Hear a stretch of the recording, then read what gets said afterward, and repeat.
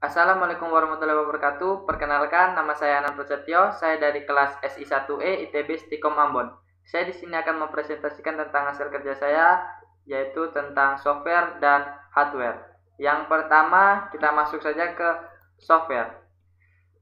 Perangkat lunak atau peranti lunak dalam bahasa Inggrisnya adalah software, adalah istilah khusus untuk data yang diformat dan disimpan secara digital, termasuk program komputer, dokumentasinya, dan berbagai informasi yang bisa dibaca dan ditulis oleh komputer. Kemudian yang kedua yaitu fungsinya. Fungsi software yang pertama adalah sebagai dasar kebutuhan komputer agar dapat dioperasikan dengan baik.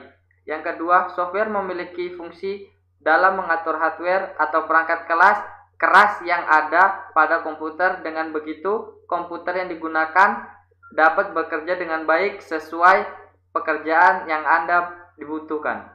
Yang ketiga, software juga dapat digunakan sebagai penghubung antar beberapa software yang lain dengan hardware komputer. Yang keempat, software juga dapat berfungsi sebagai penerjemah perintah pada software lain yang ada dalam mesin. Dengan begitu, hardware pada komputer pun bisa mengerti dan menerimanya dengan baik. Yang kelima, selain itu, perangkat lunak komputer ini juga dapat Anda gunakan dalam mengidentifikasi sebuah program di dalam komputer. Kemudian, contoh yang pertama adalah Microsoft Office Word.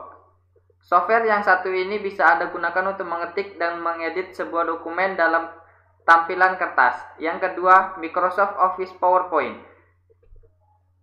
Software yang digunakan untuk membuat sebuah presentasi. Anda bisa menggunakan untuk mengedit foto, membuat video, dan masih banyak lagi lainnya. Kemudian yang ketiga, Microsoft Excel. Tidak jauh beda dengan Microsoft Word, perangkat ini digunakan untuk mengedit serta membuat sebuah dokumen dengan tampilan kolom.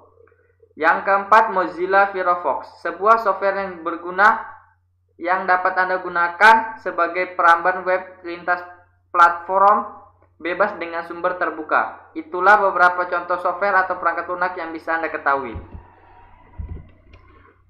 Kemudian hardware. Hardware adalah perangkat keras di mana perangkat ini erat kaitannya dengan komputer. Kemudian fungsinya satu. Fungsi dari hardware itu, hal ini berarti beberapa jenis hardware yang memiliki fungsi untuk mengelola ataupun memproses data atau informasi. Untuk mengelola data dan menjalankan proses pada sistem komputer, contoh proses device yaitu CPU, RAM, VGA, dan sebagainya. Yang pertama, menerima output. Yakini hardware yang mempunyai fungsi khusus dalam menerima input dari user. Yang kedua, memberi output. Apabila sudah terproses, hardware akan memberikan output lagi pada user. Seluruh output tersebut dapat dilihat oleh pengguna yang ditampilkan pada hardware khusus. Mekanisme ini yang lain saling mempengaruhi antara output dan input. Yang ketiga, menyimpan informasi maupun data.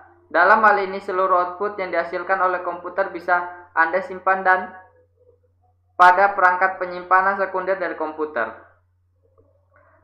Kemudian kita masuk ke contoh. Contoh yaitu yang pertama, perangkat input. Salah satu jenis hardware yang berguna untuk memasukkan informasi maupun data, baik itu dalam bentuk video, teks, gambar, audio, dan lainnya, ke dalam sebuah komputer. Berikut beberapa contoh hardware tersebut. Yang pertama, mouse, keyboard. Yang kedua, yang ketiga, scanner. Kemudian kita masuk ke perangkat output.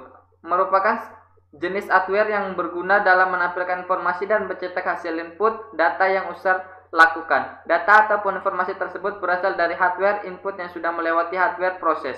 Misalnya sebuah monitor, proyektor, hingga printer. Di bawah ini penjelasannya. Yang pertama, proyektor LCD. Yang kedua, monitor. Yang ketiga, printer. Kemudian perangkat proses. Jenis perangkat keras yang satu ini dapat berguna dalam mengelola data sekaligus menjalankan proses yang ada pada sistem komputer. Proses device tersebut seperti CPU, RAM, VGA, dan masih banyak lagi. Yang pertama CPU, kedua VGA, kemudian RAM. Mungkin itu saja yang bisa saya sampaikan. Kurang lebihnya saya mohon maaf. Wabillahi taufiq wal hidayah. Wassalamualaikum warahmatullahi wabarakatuh. Thank you.